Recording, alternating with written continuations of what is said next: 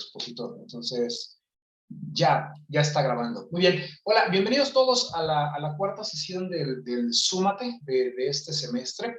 En esta ocasión tenemos el enorme agrado de que el profesor Faustino haya aceptado la invitación que le hicimos. Y en este caso él escogió hablar de tres artículos de investigación que le parecieron relevantes, ¿no?, en su trabajo. Y ya nada más, antes de cederle la palabra, les comento que el año pasado cerramos con la buena noticia de que el profesor y sus colaboradores les habían aceptado un artículo Proceedings of the Royal Society. Entonces, es una revista de alto nivel y creo que es una de las cosas que debemos de presumir en el departamento, ¿no? Nuestros investigadores y profesores exitosos. Entonces, aunque sea tarde, muchísimas felicidades y muchísimas gracias por haber aceptado la invitación. Entonces, dicho esto, le cedo la palabra. Gracias. Muy bien, Roberto, pues muchísimas gracias por la amable invitación a participar en este seminario. Muy buenas tardes a todos y a todas. Me da mucho gusto que se hayan unido, sumándose a este esfuerzo del Departamento de Matemáticas. Este seminario que ahora tiene el nombre de Súmate,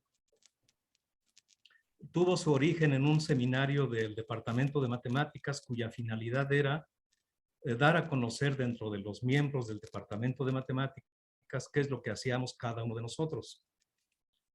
Con el tiempo esto ha evolucionado, esta idea original ha evolucionado, de manera que ahora este es un seminario que, además de comunicar a nuestros colegas del departamento el tipo de labor que realizamos dentro del Departamento de Matemáticas de la Facultad de Ciencias de la UNAM, también sirve como de ventana de nuestro departamento hacia el exterior, de manera que mucha gente de fuera de la facultad, fuera del departamento, se pueden conectar y darse una idea del tipo de labor académica que desarrollamos. Entonces, eso me da mucho gusto poder tener comunicación con gente tanto interna como externa a la facultad. Y pues no me queda más que agradecerle muy cumplidamente al sumador de el que hace posible esta labor, que es nuestro colega Roberto Pichardo, del Departamento de Matemáticas. Muy bien. Miren, esta plática quiero dedicarla a la memoria de Germinal Cocho Gil. El pasado 1 de mayo habría cumplido 89 años y el próximo 9 de mayo cumple 3 años de que falleció. Es importante esta dedicatoria porque Germinal Cocho fue un formador de muchas generaciones en campos tan diversos como partículas elementales, como biofísica, como epidemiología matemática, como morfogénesis, como sistemas complejos y un largo etcétera. Germi fue un científico humanista con gran compromiso social. Y eso es relevante en estos tiempos complejos en los que hay sopilotes, opinadores sabelotodo, cacharreflectores, francotiradores, etc. Y en estos tiempos complejos nos hace falta mucho su claridad, su visión integradora. Muy bien. Bien, el contenido de esta plática, como ya un poco lo adelantó Roberto, pues es el que aquí aparece en esta transparencia. Entonces, en la primera parte voy a hablar de un modelo matemático para la interacción polinizador, ahí dice polinizador planta herbívoro. Enseguida voy a hablar de un tema de morfogénesis, que es la emergencia de estructuras ordenadas en espacio debido a mecanismos morfogenéticos que en su momento mencionaré. La tercera parte la voy a dedicar al artículo que mencionó Roberto, que es el penúltimo artículo que me han aceptado para publicación, en el que he participado. Realmente es una colaboración. Y si nos diera tiempo, quizá les platique un poco de mi labor en cuanto a producción de materiales de apoyo a la docencia. Creo que este punto, no porque esté al último, debería ser el cero. Pero bueno, lo dejo este orden. Y entonces, dicho esto, me cambio de archivo y empezamos propiamente ya con la plática.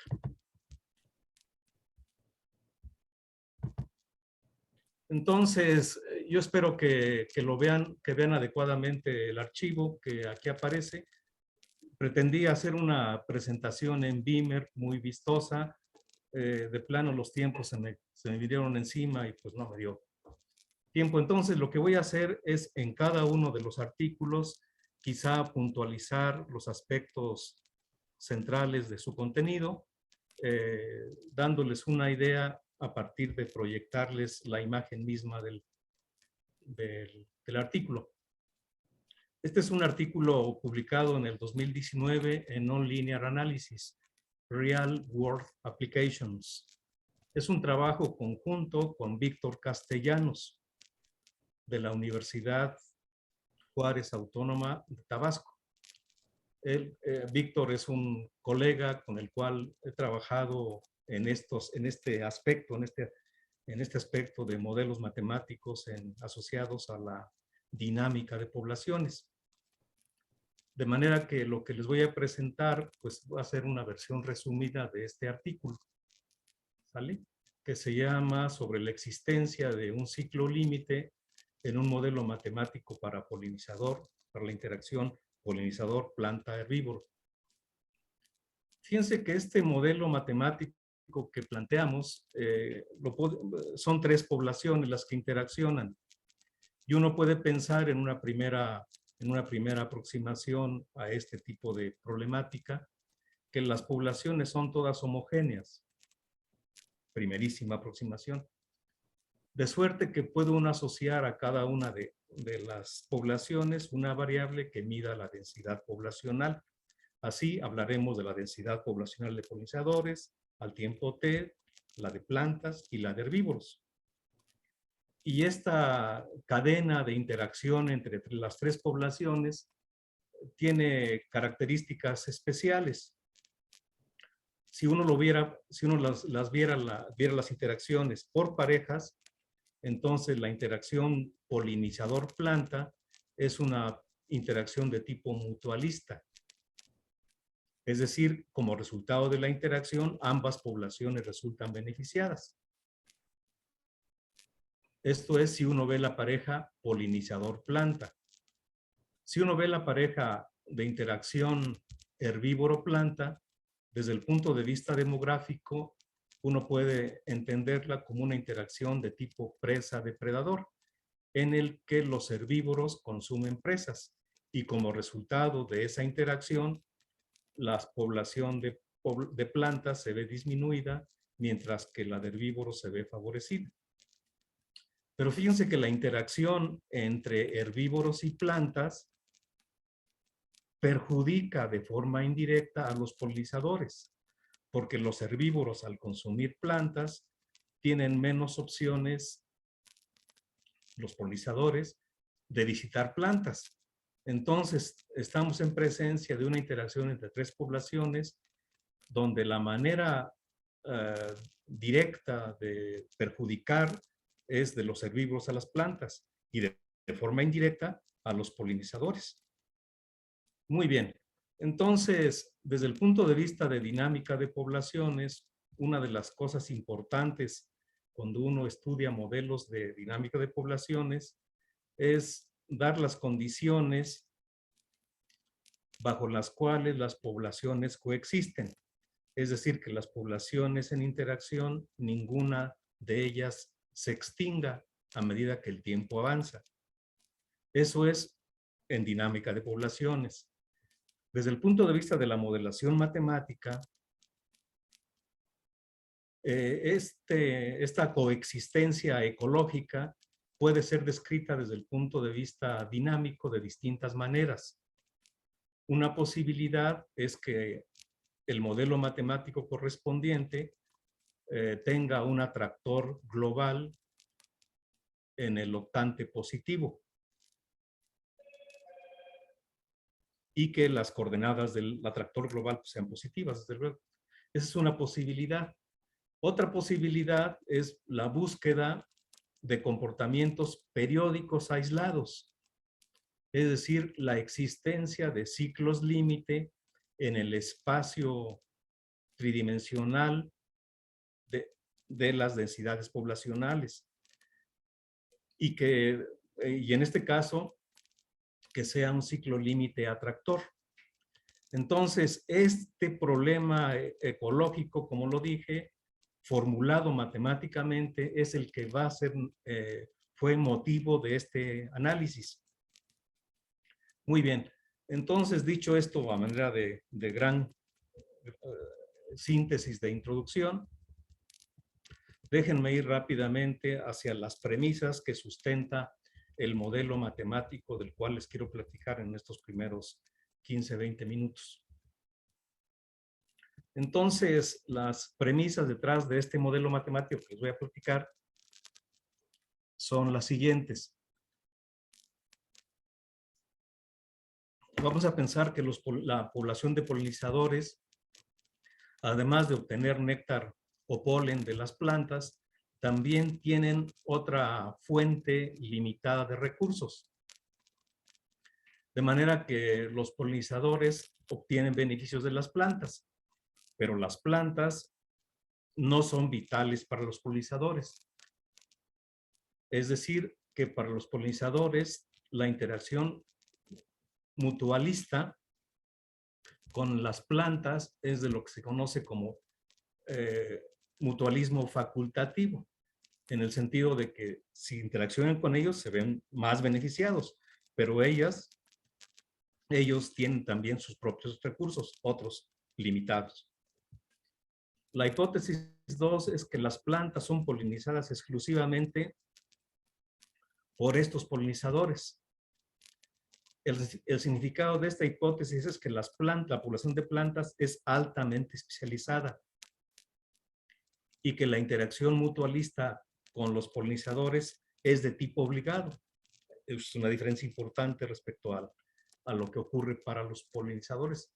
Las plantas son polinizadas exclusivamente por estos polinizadores. Recuerden que la producción de alimentos, la producción de granos en particular, es en virtud de procesos de polinización. Pues la importancia de los polinizadores es fundamental. Muy bien, la tercera hipótesis es la siguiente. Vamos a suponer que la interacción de polinizadores y plantas está descrito por una respuesta funcional de Holling tipo 2.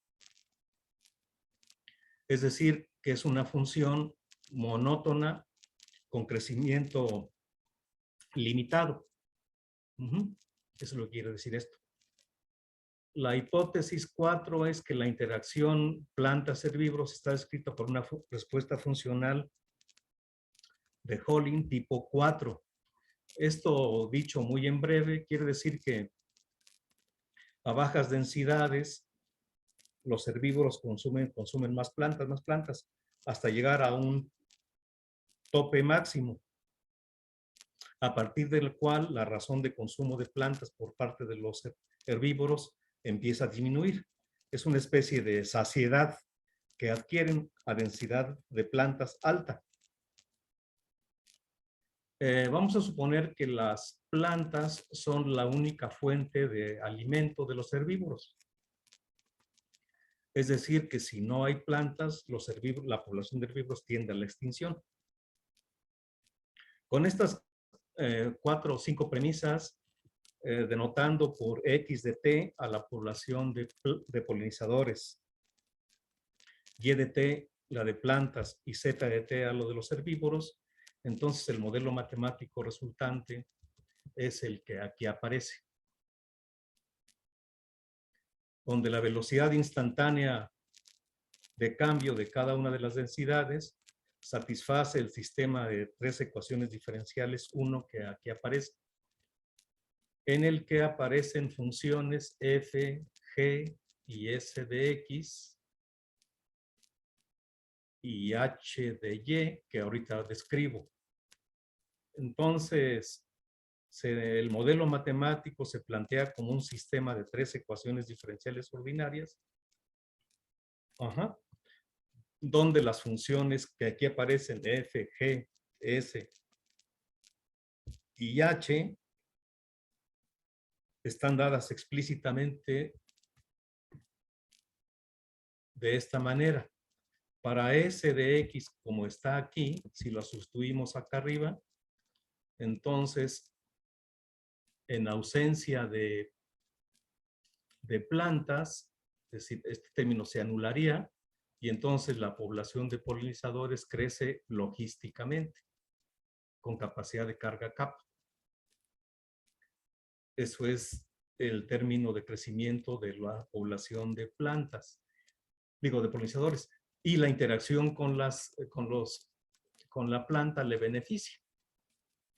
Y le beneficia de esta manera, como dije, un crecimiento monótono creciente para bajas densidades de Y, y después para altas densidades de Y, esto es monótona, se va asintótica a una recta horizontal. Eso es F de Y. Es la forma como se benefician los polinizadores de la interacción con las plantas.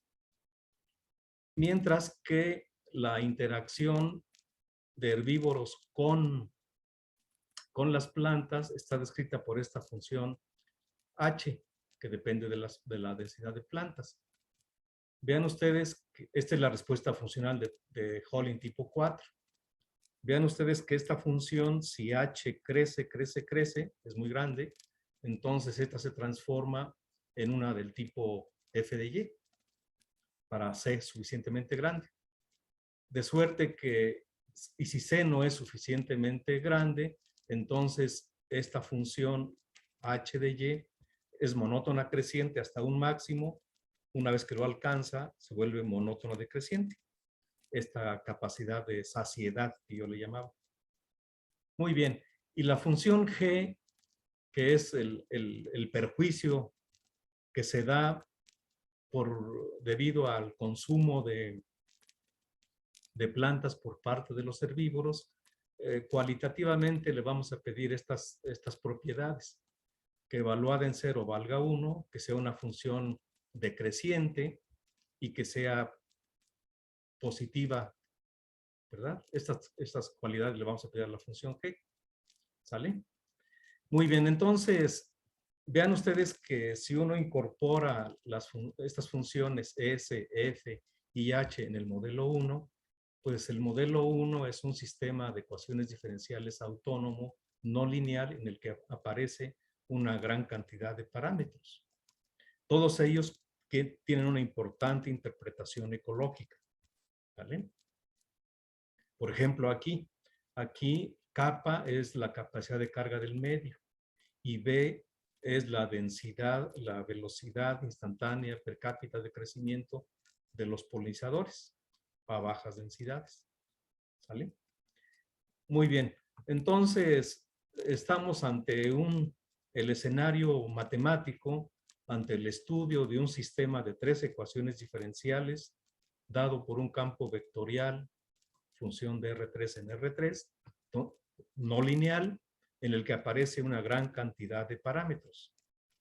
Y entonces el análisis de este tipo de situaciones, a diferencia de los sistemas planos en los que hay un gran teorema que nos dice la dinámica de sistemas planos bien portados, para sistemas tridimensionales no hay el equivalente al teorema de Poincaré-Bendixson. Entonces, realmente cada sistema casi es un caso.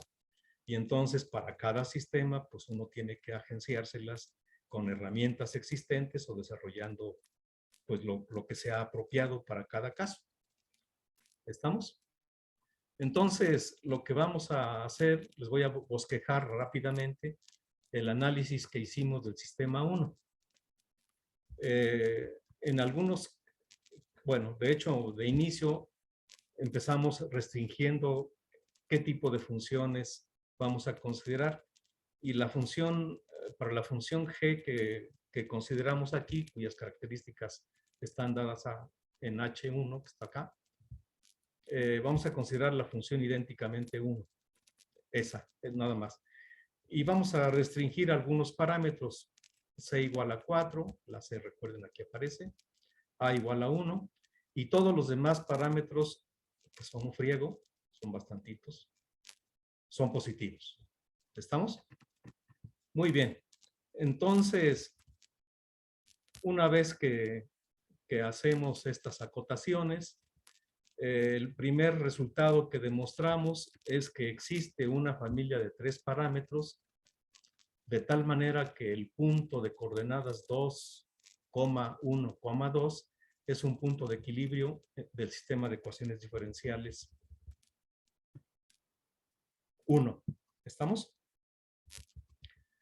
O sea, puede uno escoger una en el espacio de los parámetros, que es un espacio de dimensión grande, digamos. Vean ustedes la cantidad de parámetros. Entonces, en ese espacio uno puede escoger parámetros de suerte que el sistema 1 tenga este punto de equilibrio en el octante positivo. Ajá. Esto siempre que se cumplan algunas condiciones. Las condiciones que aquí aparecen.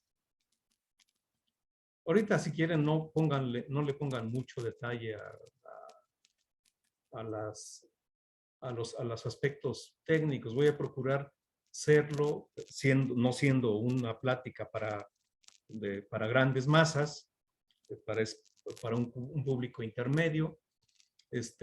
Puedo irme en grandes rasgos. Entonces, la demostración de este lema tiene 2 puntos esenciales que se los describo ahora.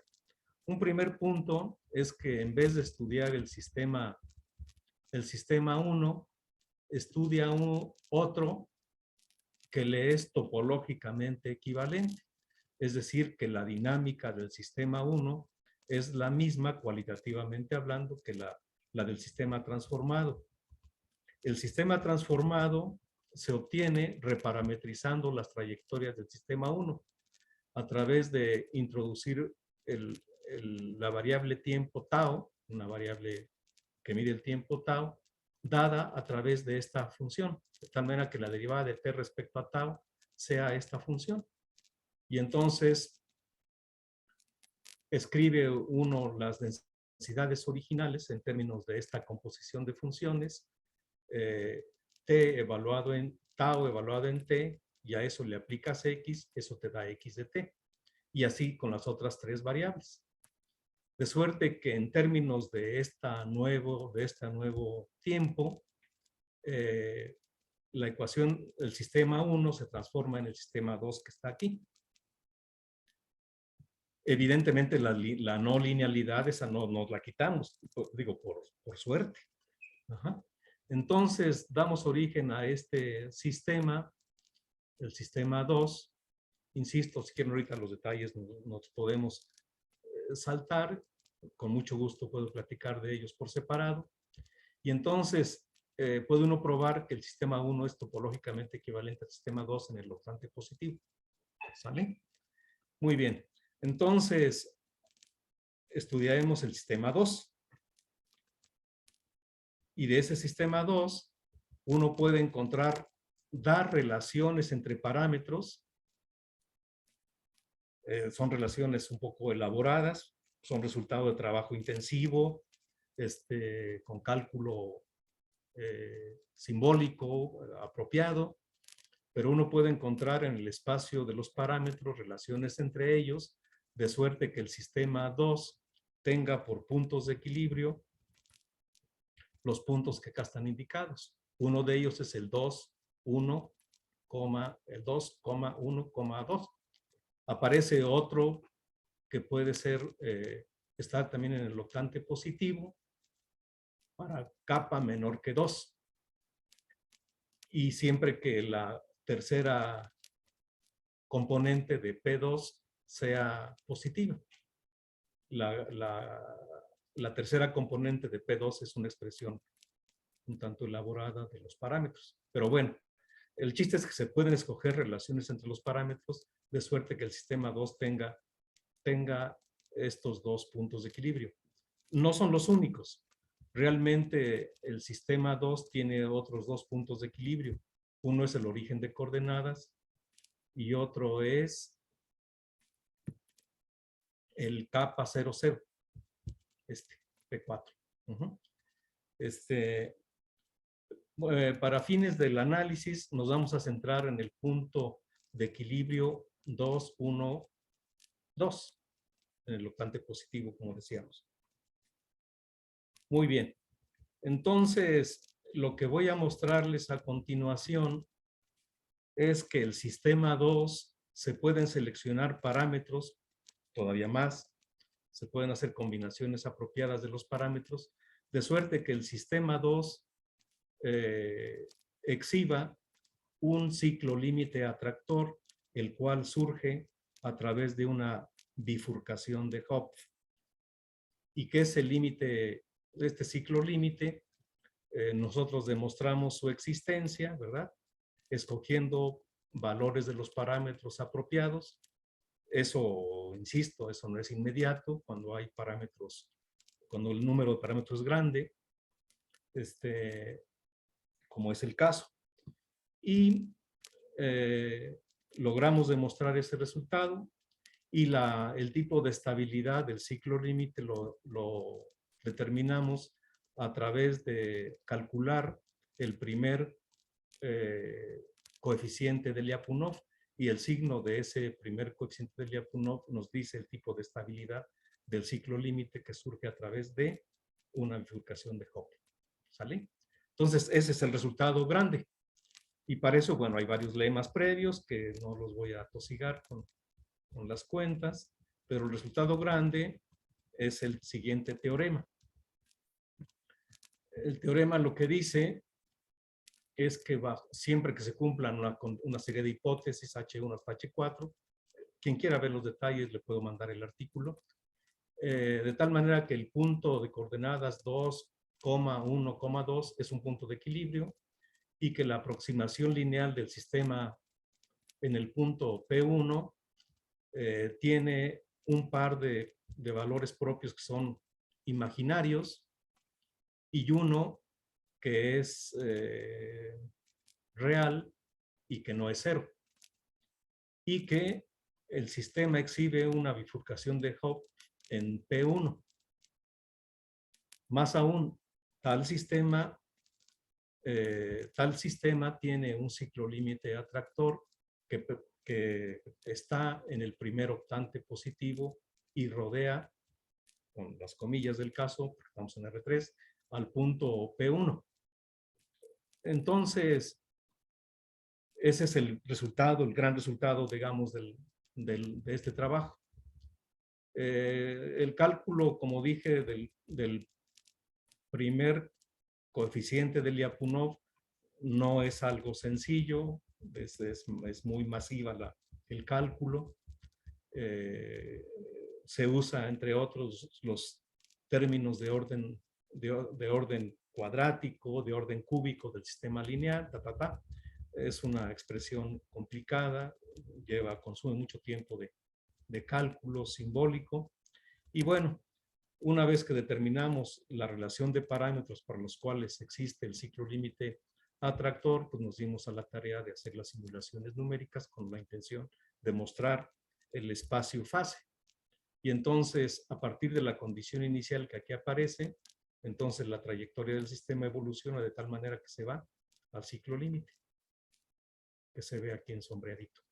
Y las condiciones iniciales que están dentro de esta variedad de dimensión 2, donde vive el ciclo límite, son tales que las trayectorias evolucionan hacia el ciclo límite, hacia afuera. De manera que si uno ve las componentes del ciclo límite, si uno quisiera ver las componentes del ciclo límite, o de hecho las componentes de la trayectoria que parte de P0 aquí, y seguirlas en tiempo, entonces después de un transitorio, uno esperaría que las trayectorias, que los valores de X, de Y y de T y de Z fueran periódicas en el tiempo, como efectivamente se ve aquí. Entonces, esto lo que muestra Este es comportamiento periódico de las tres poblaciones, ¿verdad? Con amplitud diferente, pero finalmente las tres componentes de la trayectoria que parte de P0 tienen después de un transitorio este comportamiento periódico que se ve aquí. Ajá. Puede ocurrir, como dije, que haya otros puntos de equilibrio. Aquí es con solamente un equilibrio positivo. Puede ocurrir que haya más de un equilibrio positivo, como ya lo dije también antes. Y aquí está la conducta dinámica. Cuando el sistema tiene dos puntos de equilibrio. Pero el P1 sigue siendo digamos, el punto alrededor del cual se tiene el comportamiento periódico. Y entonces aquí hay una simulación, aquí pueden ver una simulación con esta como condición inicial, con la existencia de otro punto de equilibrio, pero no tiene su cuenca de atracción, es tan pequeña que se le escapa la trayectoria y finalmente esta trayectoria que parte de P0 se va hacia este comportamiento límite, al ciclo límite, que corresponde, como dije, a un comportamiento periódico después de un transitorio. ¿Sale? Después nos dimos cuenta, y eso fue un hallazgo muy interesante, que realmente hay un parámetro que juega el papel relevante en todos estos cálculos. Eso nos dimos cuenta después, como suele hacer cuando uno estudia cosas. Después se da uno cuenta que hay un parámetro del cual puede uno hacer depender varios de los parámetros que aparecen en el sistema y entonces simplificar notablemente las cosas. Y entonces el parámetro crítico, el parámetro importante, resultó ser el parámetro B. Y entonces nos dimos cuenta que variando el parámetro B, el primer coeficiente de Lyapunov cambia de signo, de positivo a negativo, que la componente, no, sí, bueno, esta es la que está en amarillito, es el primer coeficiente de Lyapunov. Y la tercera componente de uno de los puntos de equilibrio cambia de positivo a negativo. Entonces solamente interesaría los valores de Z estrella para los cuales Z estrella es positivo, los valores de B. Y que sea compatible con que el coeficiente de Lyapunov sea negativo para hablar de la estabilidad del ciclo límite. Eso efectivamente ocurrió, se pueden hacer los cálculos, miren, no quiero atosigarlos con los cálculos, pero simplemente aquí se muestran unas simulaciones donde el ciclo límite no es atractor, se le escapan. Pero hay otro régimen de parámetros en las características, con las características que les acabo de mencionar, donde sí pasa eso. ¿Sale? Ahí está. Entonces, esto, ahí está otra simulación, ahora con más de un punto de equilibrio, etc. Entonces, este es el trabajo y en el apéndice vienen los cálculos detallados y el teorema en el cual nos basamos para el cálculo del primer coeficiente de Lyapunov.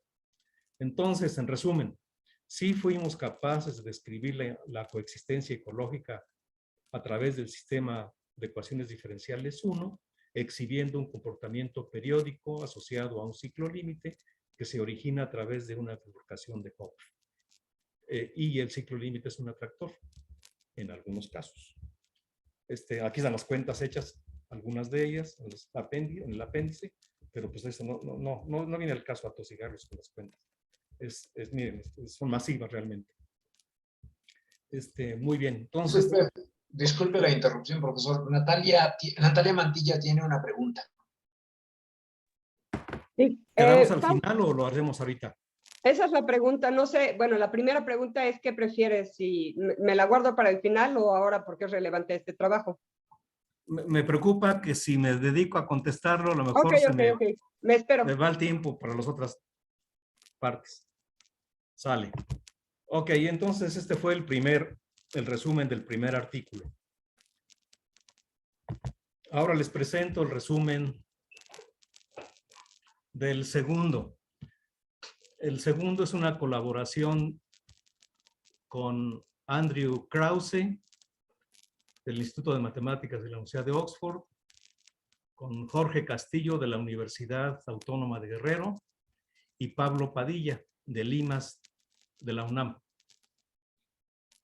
Este trabajo, tengo mucho gusto en decirles, lo terminé en una estancia de 3 meses sabática que tuve en el Instituto de Matemáticas de la Universidad de Oxford. En ese entonces lo terminé. Y el artículo, pues ya en su versión modificada y tal, fue publicado en el 19, en el Journal of Theoretical Biology, en un número especial dedicado a conmemorar los 60 años de Philip Mayney. Philip Mayney es el director del Centro de Biología Matemática del Instituto de Matemáticas de la Universidad de Oxford.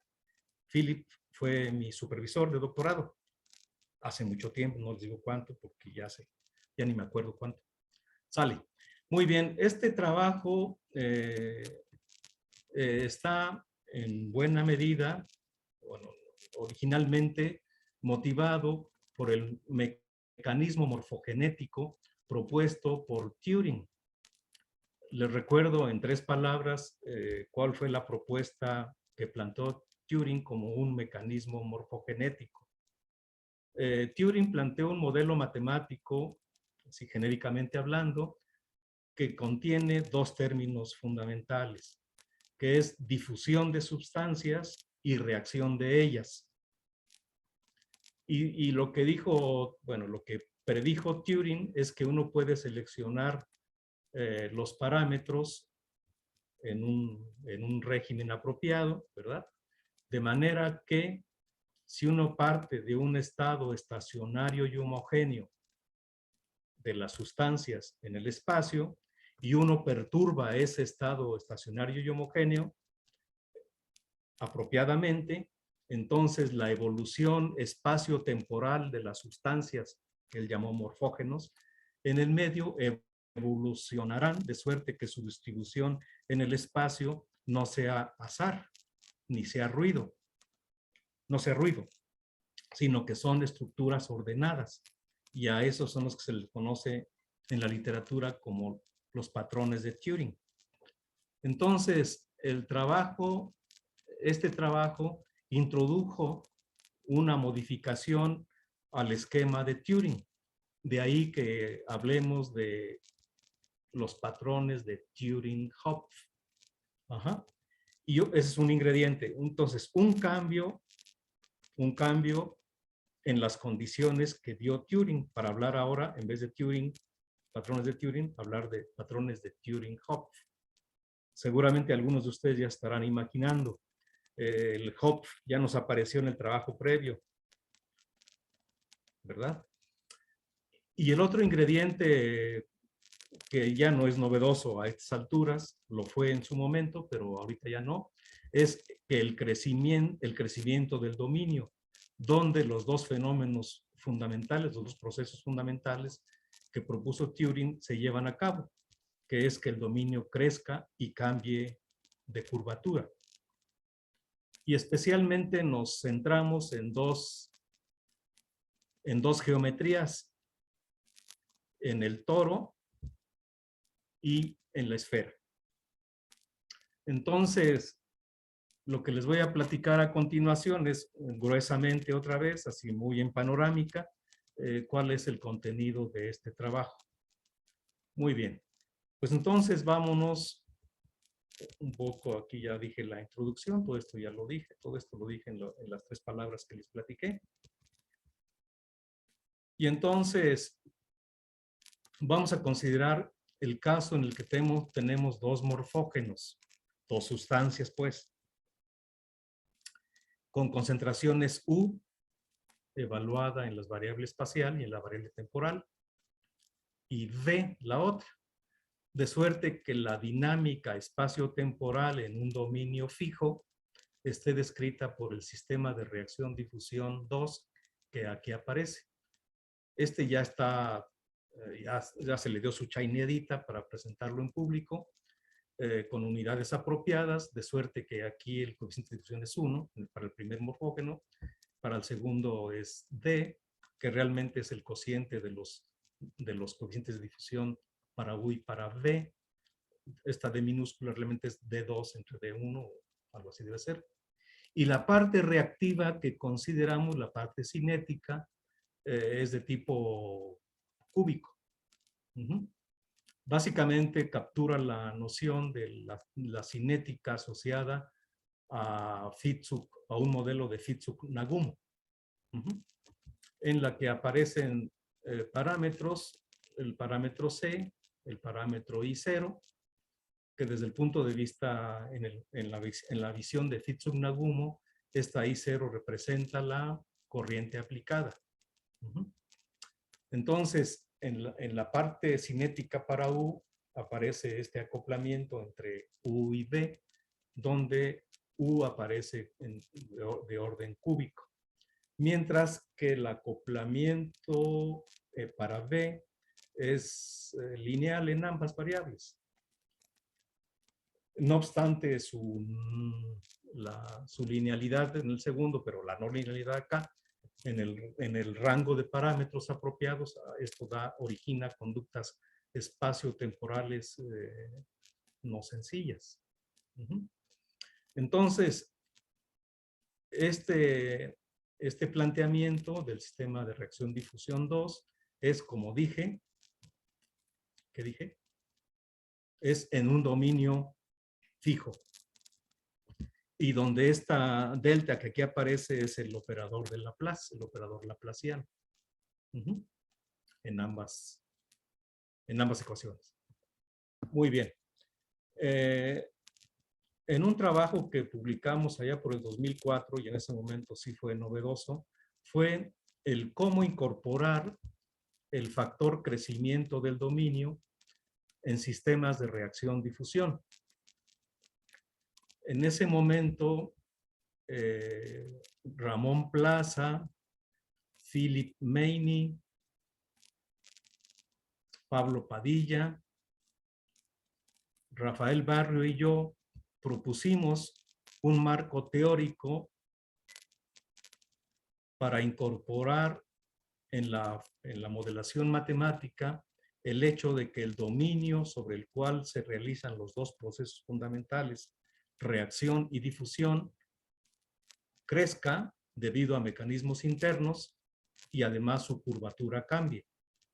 Y entonces, en vez de hablar del operador de Laplace que aquí aparece, hablamos del operador de Laplace-Beltrami, que es el equivalente al operador de Laplace, pero escrito sobre variedades de dimensión 2 metidas en R3. Dicho en 3 palabras, la idea básica es pensar en una superficie contenida, metida en R3, ¿verdad? La cual está parametrizada, la superficie, de esta manera, por esta X mayúscula, evaluada en psi, eta, t, cuyas componentes son las que aquí aparecen. Si uno introduce H como la norma de la parcial de X respecto a Xi y H2 como la norma de la parcial de X respecto a eta, entonces resulta que el sistema de reacción-difusión 2, bueno, ahorita de momento nos olvidamos de que son estas formas explícitas, son formas genéricas.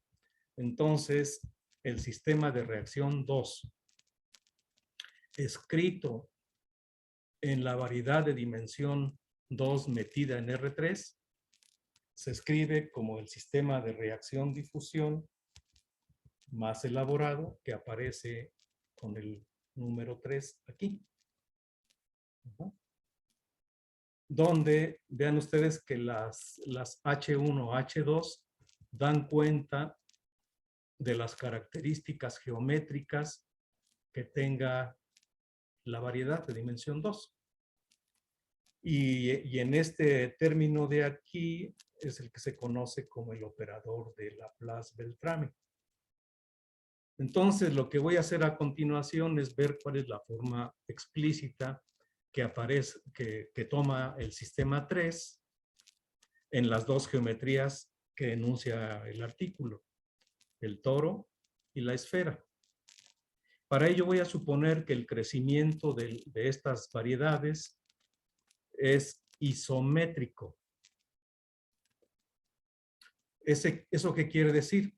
Quiere decir que la variedad de dimensión 2 metida en R3, al aumentar el tiempo, evoluciona de manera que la versión paramétrica del toro está afectada por un mismo factor al tiempo t, que este es rho de t. Esta rho de t es la función de crecimiento. Y el que aparezca rho de t multiplicando a cada una de las componentes de la superficie, quiere decir que la superficie crece en la misma proporción en las tres direcciones. ¿Vale? Entonces, considerando esta como la forma cartesiana del toro, escribimos de forma explícita el sistema que aquí aparece, sistema 3, para esta geometría. Ajá. Y entonces el sistema resultante es el 6. Es el 6. Vean ustedes que aparece un gran término que es en general dependiente del tiempo. Aquí a través de la función rho. Más un término que es muy interesante. Es menos 2 rho punto sobre rho por U, más la parte reactiva. Y algo correspondiente para V. Entonces esto fue para U, algo correspondiente para V. Aquí son, del lado izquierdo es la parcial de U respecto a T y la parcial de V respecto a T. Vean ustedes que en ambos casos hay una dependencia del tiempo en este factor. Eso no aparece en el dominio fijo, claro. Pero interesantemente aparece este término de dilución aquí, de la misma forma, salvo que está multiplicada por 1 en este caso, y en la segunda por V. Pero la forma es muy interesante.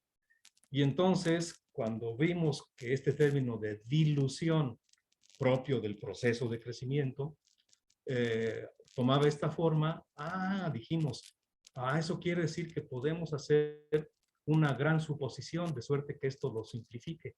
Y es pensar que el crecimiento es una función exponencial. Y si es una función exponencial, rho es función exponencial, entonces rho punto sobre rho se simplifica notablemente, es constante. Y por tanto el sistema 6 se simplifica notoriamente. Bueno, pues si las matemáticas nos dicen y nos gritan que rho punto sobre rho aparece aquí, pues no es ningún acto de audacia pensar que rho fuese, para simplificar las cosas, exponencial. ¿Sale? Y entonces ahí está el sistema 6, ¿sale? Para el toro. Para la esfera hacemos algo similar. También crecimiento isotrópico, dando la parametrización de la esfera. Y entonces el sistema al que se llega es al sistema 9 para la esfera, donde insisto que el término de dilución que aquí aparece grita, sugiere, que aconseja, tome usted rho sencilla, exponencial. Pero haciéndolo así, tomando rho como la función exponencial e a la k por t, como dije, el término de dilución, rho punto sobre rho, se simplifica y es constante. Y entonces el sistema, en su parte reactiva, la podemos redefinir como f tilde con la f original menos este término, considerando que rho punto sobre rho es constante, en ambas, tanto en f como en g. ¿Sale? Muy bien. Entonces, Hecho esto, lo que hicimos a continuación fue dar las condiciones necesarias para que se dé el mecanismo de Turing. Y después, modificando el mecanismo de Turing, en una de las condiciones, producir el mecanismo de Turing-Hopf en ambas geometrías, en la del toro y en la de la esfera. Para eso hicimos una hipótesis adicional. Aquí la hipótesis fuerte es que el crecimiento es isotrópico y exponencial. Ahora vamos a suponer adicionalmente que además de ser isotrópico y exponencial, es lento, ¿vale? El crecimiento es lento. Y siendo así, uno puede dar las condiciones para que un estado estacionario y homogéneo, perturbado al azar, conduzca a distribución espacial de los morfógenos que no son desordenadas, que son ordenadas. Y entonces dar las condiciones para que ello ocurra. Y esas son 4 condiciones básicamente sobre los parámetros y la parte cinética, que involucran la parte cinética y el coeficiente de difusión por ahí, ¿no? Que aparece. Y esas 4 condiciones son de la 16 a la 19 que aquí aparece. Las 2 primeras tienen que ver con que el estadio estacionario y homogéneo sea un atractor para la parte homogénea. Y las 2 siguientes condiciones lo que hacen es desestabilizar ese estado estacionario y homogéneo ante la presencia de difusión. ¿Sale? Otra vez, no se pierdan en las cuentas, nada más tomen en cuenta lo que les estoy diciendo. Que estas condiciones garantizan la estabilidad ante perturbaciones homogéneas, perturbaciones temporales, estabilidad del estado estacionario y perturbación e inestabilidad de él ante perturbaciones espaciotemporales. Las segundas 2. Muy bien. De manera que de las condiciones de arriba uno puede encontrar un valor crítico del parámetro C estrella, de tal manera que para valores de C menor que C estrella se da el escenario Turing. Mientras que el coeficiente de difusión, el cociente de los coeficientes de difusión, debe satisfacer esta desigualdad. Ajá. Y resulta ser que C crítica, la C estrella, es justamente el parámetro para la bifurcación de Hopf. Si uno toma C menor que C estrella, entonces estamos en el escenario Turing. Y si uno toma C mayor que C estrella, se destruye Turing al cambiarle de signo a este es el determinante del jacobiano en el punto de equilibrio positivo. Entonces, le estoy ya haciendo mi confesión. El mecanismo de Turing-Hopf va a ser la condición 16 y la condición 17 la cambiamos por que esta sea, en vez de positivo, sea negativo. Y eso ocurre para C mayor que C estrella. Entonces, dicho esto, pues como uno estudia estas cosas es pues con uso de las benditas máquinas. Se puede analíticamente algunas cosas, se pudieron. Lo primero que determinamos, y eso lo pudimos hacer de forma exitosa, es determinar en el plano de los parámetros en qué región de los parámetros aparece un mecanismo y en qué región otro. Y entonces determinamos que en el plano aquí debe ser C horizontal, en el vertical D minúscula, logramos determinar la región en la cual se da el mecanismo de Turing, en el cual se da el mecanismo de Turing-Hopf. Y ese está fuertemente dependiendo de si la variedad no crece, crece lentamente crece un poquito, no tan lentamente, y crece un tantito más rápidamente. De manera que el espacio de parámetros cambia, como ven en las imágenes. El espacio verdecito es el de Turing y el de Turing-Hopf es el amarillo. Y cambia notablemente con la K. La K, recuerden, es la velocidad de crecimiento isotrópico. ¿Sale? Entonces, hecha esta identificación, nos fuimos rápidamente. Esto lo voy a hacer, es muy vistoso, pero pues la intención no es atosigarlos con mucha información, solo la suficiente, claro, es ir a atosigarlos lo suficiente. ¿Sale? Entonces, miren, lo que aparece aquí es una colección de simulaciones numéricas en la que aparece representado sobre el toro la concentración de U a distintos tiempos de corrida. ¿Sale? En la fila de arriba aparece un toro pequeño, por favor, con todas las comillas del caso, un toro pequeño sin crecimiento. Un toro grande sin crecimiento.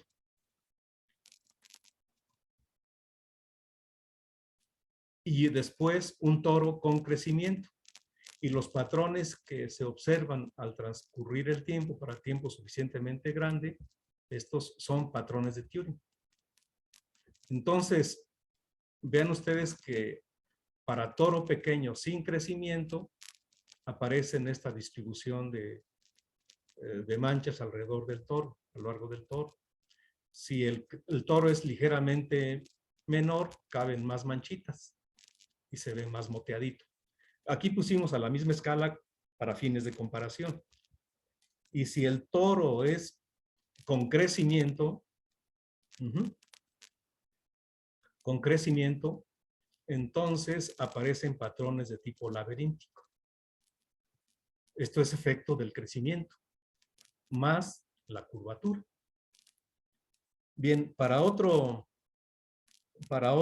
juego de parámetros, pero todavía manteniéndose en el escenario de Turing, otra vez con toro pequeño, con todas las comillas del caso, un toro grande, pero esto sin crecimiento, y el toro con crecimiento.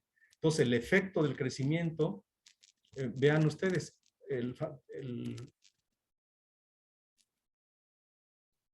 aquí es toro pequeño, toro más grande, pero sin crecimiento.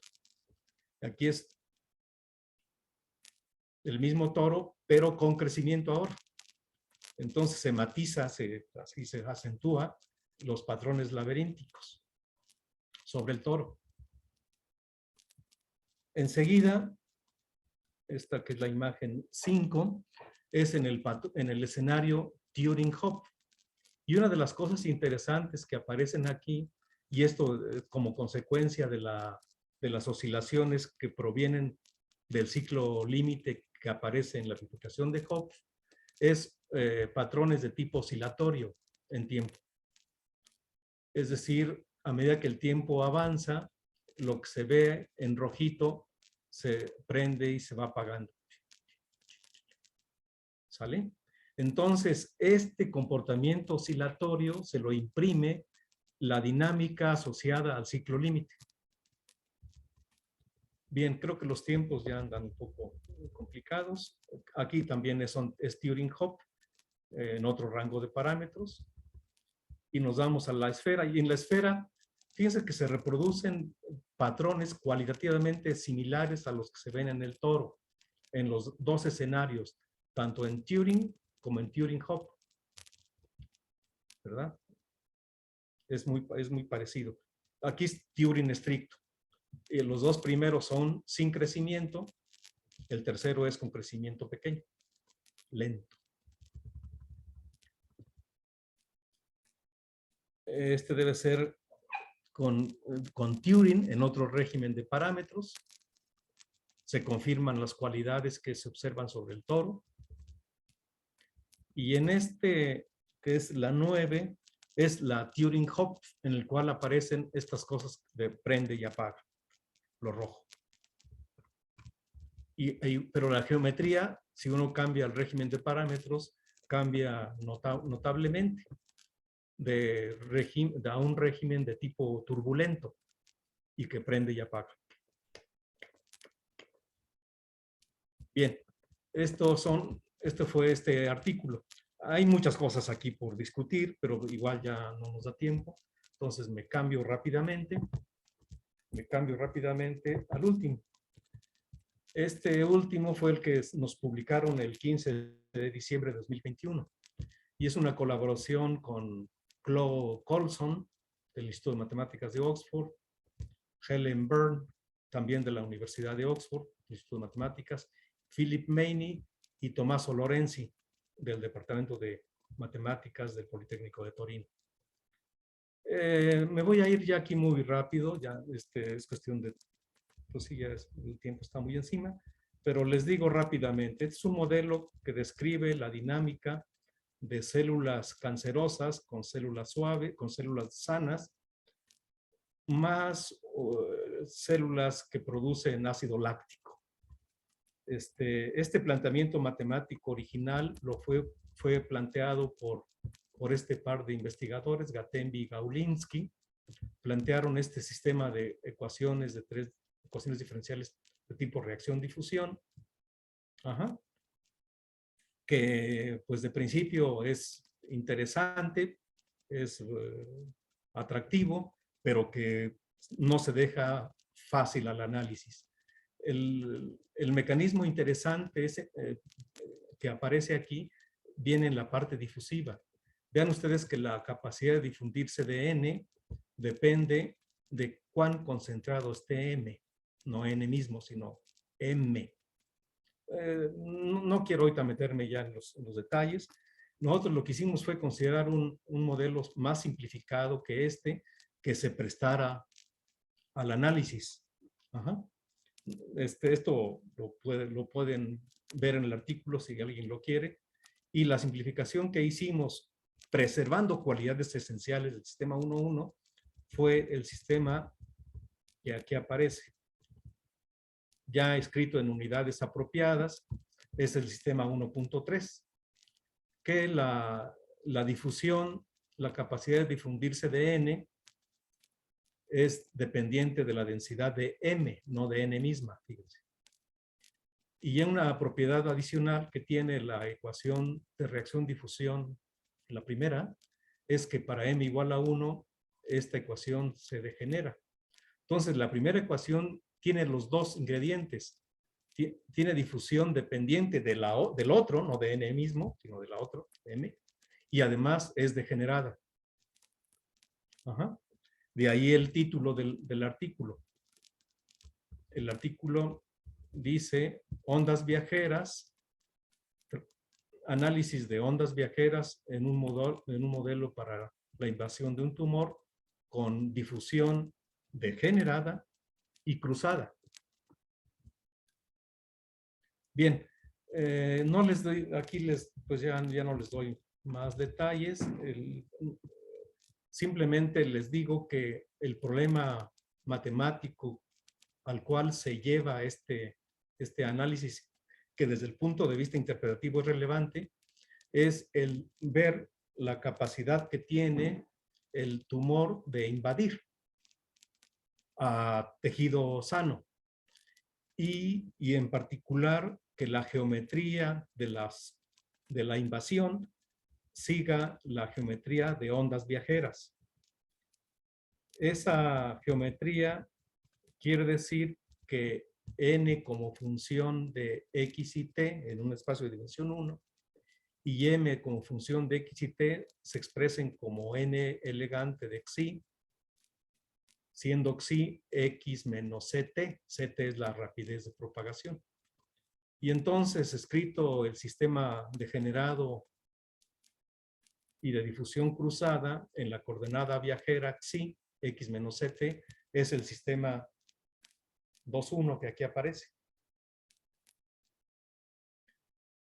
Este sistema de tipo es una ecuación diferencial de segundo orden no lineal acoplada con otra de primer orden no lineal. Ajá. Ese sistema, el 2,1, se escribe como un sistema de 3 ecuaciones diferenciales ordinarias.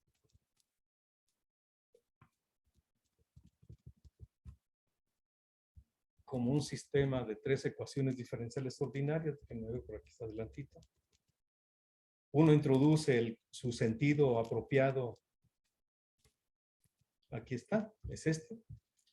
Ese sistema se escribe como este sistema de ecuaciones diferenciales ordinarias, y el problema matemático que es relevante en términos interpretativos es la búsqueda del espacio de los parámetros por los cuales este sistema exhibe trayectorias heteroclínicas que conectan el punto de equilibrio 1, 0, 0 con el punto de equilibrio 0, 0, 1. Y efectivamente lo logramos. No digo la interpretación ahorita ya de esos equilibrios, pero ese lo logramos después de análisis apropiados, y efectivamente el punto de equilibrio este se puede conectar con el punto de equilibrio este. Introdujimos un parámetro que es el parámetro de disparo, de suerte que yéndose por la variedad inestable de dimensión 2 alrededor de este punto, puede uno atinarle a este de acá.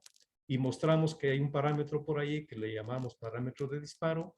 Mostramos que la dinámica del sistema es monótona respecto a ese parámetro de disparo. Y logramos exhibir la conexión heteroclínica entre este punto y este punto de acá. Por cierto, el sistema tiene un conjunto continuo de puntos de equilibrio. Este es un conjunto continuo de puntos de equilibrio. Este es otro. Pero el que interesa es la trayectoria que conecta este con este esquina. Tiene otros puntos, pero bueno, eso no, ya no lo vimos.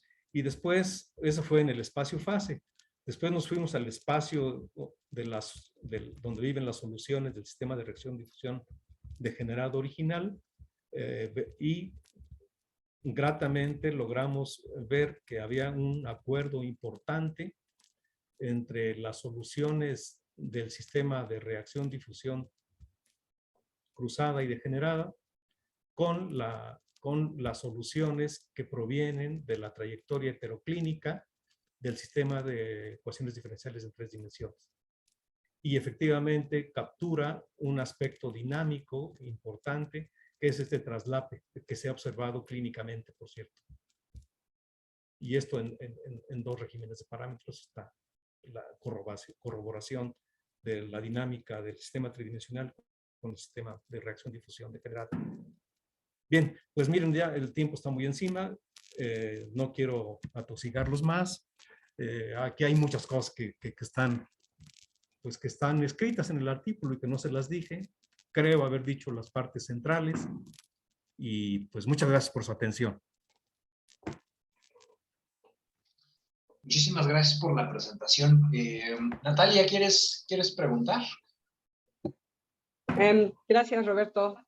Bueno, déjame seleccionar tal vez una de mis preguntas. Me voy a regresar al primer artículo que trató Faustino porque por ahí empezó mi duda. ¿Cuáles eran como los aspectos que diferenciaban o distinguían a los puntos de equilibrio interesantes de ese primer sistema, Faust? Porque, o sea, como que es curioso, ¿no? Que haya dos puntos de equilibrio que tienen sentido biológico y que tienen sus 3 variables positivas, y uno sea como atractor y el otro no, y quisiera saber si hay alguna cosa que nos revelen de cómo es la interacción, las diferencias entre ellos.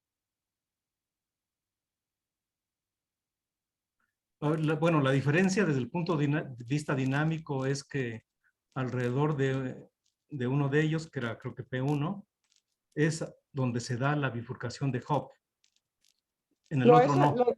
La parte dinámica sí la veo. Y como que lo que tú mostrabas también era que uno era como, tenía mucha más riqueza dinámica que el otro, ¿no? pero Exacto, eso es. más bien Nos como quedamos con el de la riqueza. de los valores de cada uno de los puntos de equilibrio. No sé si puedes hablarnos un poco de si el que es menos interesante tal vez tiene demasiadas pocas plantas o pocos polinizadores. No sé si hay Sí, alguna cosa. corresponde en términos así cuantitativos, corresponde a concentración de plantas, de polinizadores y de herbívoros más pequeña. Son menores que el 2,1, menor que el, es 2,1,2. Son las tres componentes del otro punto de equilibrio, son menores que esas. Ok, Es una propiedad cuantitativa. Da la impresión de que la densidad de las tres poblaciones, para efectos de su coexistencia a través del comportamiento periódico del ciclo límite, las densidades son importantes. Ajá. ok, gracias.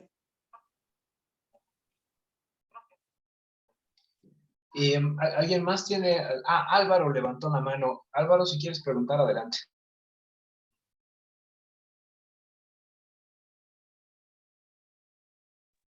A lo mejor levantó la mano. A ver, perdón. No. Sí, sí estaba con toda la intención de preguntar. Faustino, doctor Faustino, muchísimas gracias por compartirnos esta, pues caray, estuvo muy interesante. También mi pregunta va relacionada con la primera parte de tu presentación. A mí me gustaría saber qué importancia o qué papel está jugando una función G de Z que presentas en el modelo que usas. Y me parece que está multiplicando tanto, es un factor tanto en la primera como en la segunda ecuación, y que a mí me da la impresión como que nos está indicando que la población de depredadores o de herbívoros, mejor dicho, en el medio juega tiene algún impacto sobre las interacciones de los polinizadores y las plantas. Claro. A ver, sí, esta función G que yo tomé para propósitos de esta presentación, tengo otra donde no es el caso, pero para esta presentación fue G idénticamente 1. Pero digamos que en términos ya no, quitando ese caso, la función G lo que hace es el efecto que tiene la interacción de los herbívoros al consumir plantas sobre los polinizadores. Eso es lo que mide. O sea, es una función que si Z aumenta, es una función decreciente. Claro. Que sea una función decreciente de Z, eso quiere decir que el efecto que tiene el que los herbívoros consuman plantas es hacer que la parte de beneficio de los polinizadores sea menor por efecto de disminución de la población de plantas. Hay un artículo que publicamos hace tiempo donde la función no es constante idénticamente 1, aunque las interacciones son por parejas, son de Holding de tipo 2, pareja a pareja. Y aquí fue Holding tipo 2 en una pareja y Holding tipo 4 en la otra pareja. Pero quizás a lo mejor en aquel artículo que publicamos, debe ser con Víctor Breña, se me hace, donde no consideramos G idénticamente 1, te pudiera dar una aproximación al tipo de inquietud que estás expresando. Pero dicho en palabras es ese. Y no lo tenemos, digamos, sistematizado como para poderte decir, si la función G le pasa esto, entonces el efecto que tiene consumir plantas por parte de los herbívoros sobre los polinizadores es este. Por ejemplo, sería interesante.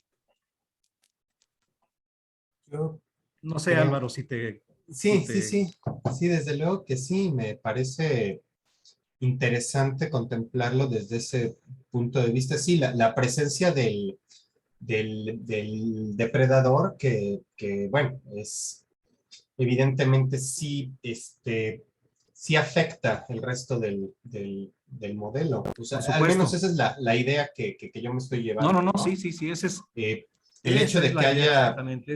haya presencia del depredador, bueno, también afecta que la polinización no se dé de la misma forma que si no estuvieran o que Porque si ya no hubiera hay dónde, poquitos. Así, porque hay menos dónde. claro. Y tengo otra pregunta rapidísima porque yo sé que no podemos estar entreteniéndonos mucho. Nada más de forma muy rápida, presentas también al final del primer trabajo una bifurcación de tipo Hopf y nada más me quedó a mí la duda, ¿sabemos algo acerca de la condición de transversalidad en esta bifurcación? Es decir, el coeficiente de Lyapunov nos platicaste al respecto y hay otra condición que es la transversalidad. ¿Sabemos algo de eso? Sí, desde luego, para que se dé la bifurcación, la derivada de la parte real de los valores propios respecto al parámetro crítico, evaluado en el parámetro crítico donde se da la bifurcación de Hopf, debe ser, ¿qué? Debe ser No no nulo. cero. Ajá. Ajá. Y el signo de esa derivada está relacionada con el signo del primer coeficiente de Lyapunov. Ok. Sí, era mi duda. Hay una parte también, perdón, yo sé que había dicho que ya era la última, pero ahora sí prometo que esta es la última y doy chance que las demás personas pregunten. Eh, con respecto a eso que acabas de mencionar, ¿sí se hace cero en algún momento el primer coeficiente de Lyapunov? Entonces ahí ya aparece también otra bifurcación, ¿no? Que sería Sí, esa, la de Bautin, eh, me parece. la de Bautin, exacto, sí, sí, Sí. sí. Oh, pues qué interesante. Entonces sí No, aparece no, no, también sí, esa. claro. Y es verdad, nosotros nos fijamos solamente donde no se anula, pero Ajá. evidentemente que lo que tú dices tienes toda la razón del mundo. Aparece cuando el primer coeficiente de Lyapunov se anula, es el escenario justamente de esta otra bifurcación, la de Bautin. Pues, ahora sí creo que ya, muchas gracias, doctor Faustino, ha resuelto Muchas todas gracias, mis Álvaro. Muchas dudas. gracias, Y Natalia. ya, ahora sí ya, palabra que ya fue todo. Muchísimas gracias.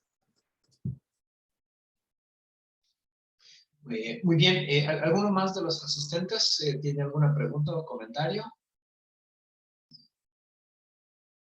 Bueno, siendo ese el caso, no me resta a mí más que agradecerle al profesor Faustino nuevamente el haber aceptado la invitación y pues que tengan muy buena tarde. Muchísimas gracias a todos por asistir. Cuídense mucho. Muchas gracias por sumarse al seminario. Súmate. Sí, curiosamente algunas personas no piensan que es de suma, sino de su matemática. O sea, mi matemática, su matemática. Entonces hay gente que no dice súmate, sino dice sumate.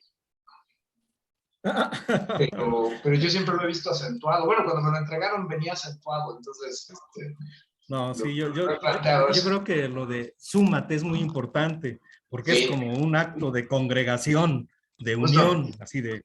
Sí, así lo entiendo. Entonces, me gusta el término que tomó, no sé a partir de qué año. Como dije, mira, ya los que tenemos canas o no o poco pelo y bueno, y algunas canas. Yo recuerdo que este seminario empezó con el nombre de Seminario del Departamento de Matemáticas. Y en algún momento quizá hubo algo así como Matemáticas y Café, o Café y Matemáticas, o algo así también. pero la idea original era esa, era compartir con nuestros colegas del departamento las cosas que hacíamos dentro del departamento. Pero me da mucho gusto que que esta ventana haya trascendido los muros para vernos unos a otros, cosa que es importante, y que dé pie para mostrarnos hacia el exterior. Eso me parece también muy importante. Y pues muchas gracias, Roberto, por tu trabajo de organización y tu amable invitación. Muchas gracias. Al contrario, gracias a usted. Bueno, pues síganse cuidando y esperemos que ya muy pronto podamos vernos frente a frente. Esperemos que sí. Hasta pronto, buena tarde.